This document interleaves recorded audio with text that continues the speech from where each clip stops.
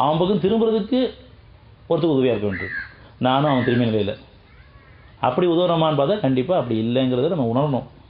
அதை மாற்றி அமைச்சுக்கணும். இறைவனை கேட்கணும். நான் உன்னை சார்ந்து வாழணும், உன்னை நம்பி வாழணும், உனக்காக உதவணும். யார்ட்டையும் எந்த பிரதிமை எதிர்பார்க்கக்கூடாது இறைவனு சொல்லிட்டு போனாங்கன்னு சொன்னால் அவங்க வாழ்க்கை ரொம்ப லேசான சுகமானமாக இருக்கும். எந்த கேடும் தீண்டாது.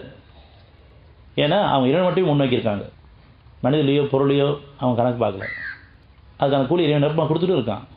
எப்போ நம்ம இந்த பக்கம் திரும்பி பார்த்துட்டு சோறுடையிறமோ, கொடுக்க முடியாதுன்னு சொல்கிறோமோ, அல்லது பிரதி பார்க்குறோமோ, பெருமை எதிர்பார்க்குறோமோ, கொடுக்கல பெருமையும் கொள்கிறோமோ, அப்போ நம்ம வர நன்மையெல்லாம் தடையாது. இறைவனுடைய அருள் யாரும் தடுக்க முடியாது. எனக்கு நானே தடை பண்ணிக்கிறேன்.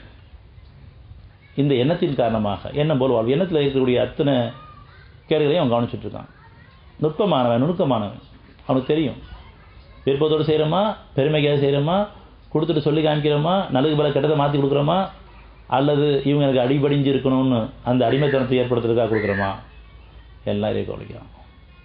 இது யார் மறுக்க முடியும்? யார்கிட்ட இல்லாமல் இருக்குது. இன்னும் நற்செயலில் நிலைத்திருந்து தூய்மையானவற்றை கொடுப்போர், இன்னும் தாம் வாக்களித்தால் தம் வாக்குறுதி நிறைவேற்றுவோரும், துன்பத்திலும் கஷ்டத்திலும் பெரும் போராட்டத்திலும் போதும் உறுதியுடனும் பொறுமையுடன் இருப்போரும் தான் நல்நிலையார்கள். இன்னும் அவர்கள் தான் பயபக்தியாளர்கள். அப்படிப்பட்ட பயபக்தியாளோட இறைவன் இருக்கிறான். அவன் நடத்திட்டு இருக்கான்.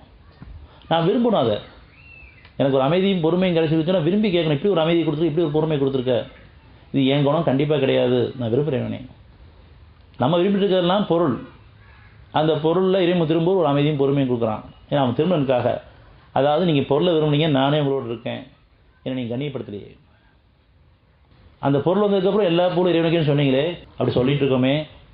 இறைவன் இந்த அமைதி கொடுத்துருக்கான எல்லா பொருளும் உனக்குன்னு சொல்லி சொன்னோமா நம்ம, இது என்னோட நிலச்சிருக்கணுமே, இன்னும் அதிகரிக்கணுமே, இந்த அமைதியும் இந்த பொறுமையும் நீ என்னோடு இருக்கணுமே, நம்ம அதை கேட்டோமா? கண்டிப்பாக நான் இறைவனை கண்ணியப்படுத்த வேண்டிய முறைப்படி கண்ணியப்படுத்தலை. நான் பக்கம் திரும்புகிறேன், பொருளுக்காக கூட திரும்புகிறேன். ஆனால் அவன் பொறுமையை கொடுத்துருக்கான். அந்த பொறுமையில நான் இருக்கேன்னு தெளிவையும் கொடுத்துருக்கான். இப்போ நான் விரும்பலை, இறைவன் விரும்பலை, அவனை வச்சு என்ன பண்ணுறது? எனக்கு பொருள் தான் வேணும். அதான் ரொம்ப போர் அடிக்குது அவனோடு இருக்கிறதுக்கு. இப்படிப்பட்ட மண்ணில் தான் இருக்கிறோம். இப்படி ஒரு பொறுமையை கொடுத்துக்க நம்ம மறைவான ஞானங்களை உணர்ந்து, இறைவனே நீ என்னோடு இருக்கிற, இந்த அமைதியை எனக்கு கொடுத்துருக்குற, இந்த அமைதியாக இருக்கணும், நீ என்னோடு இருக்கணும், நீ வாழ வைக்கும் காலமெல்லாம். அப்படி நம்ம இறைவனோட பொறுப்பேற்பட்டு நம்ம திருப்தி அடைவோம். பரவாயில்லை, நீ கண்ணியப்படுத்திருக்கீங்க.